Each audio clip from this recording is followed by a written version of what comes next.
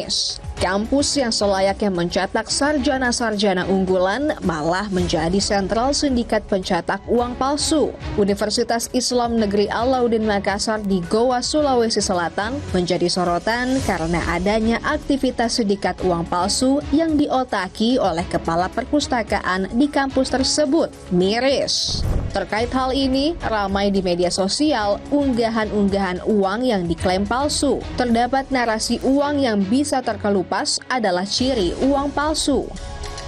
Namun, dilansir dari Kompas.com, Kepala Departemen Pengelolaan Uang Bank Indonesia, Marlison Hakim, mengatakan salah satu uang kertas pecahan 20.000 dalam unggahan tersebut adalah tahun emisi 2022. Dia menjelaskan uang kertas tahun emisi 2022 dicetak dengan berbagai penguatan dan inovasi teknologi pengaman terkini agar semakin mudah dikenali tetapi sulit dipalsukan.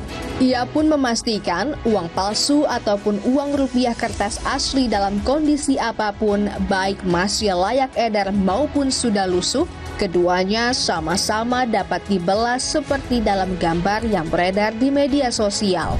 Jadi bisa dipastikan video yang mengklaim salah satu ciri uang palsu tandanya uang bisa terkelupas adalah tidak benar atau hoax.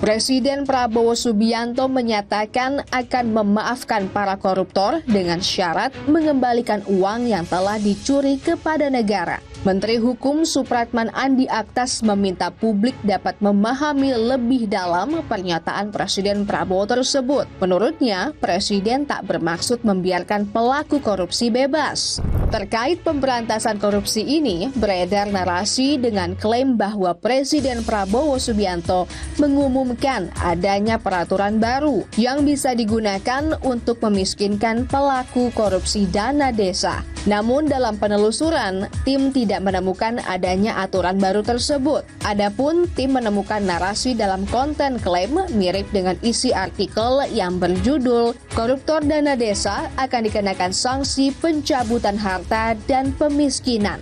Lebih lanjut, dilansir dari Tempo.co, Koordinator Divisi Kampanye Publik Indonesia Corruption Watch Tibiko Zabar menyebut tidak ada peraturan baru atau wacana pembentukan peraturan baru yang spesifik digunakan untuk memiskinkan kepala desa.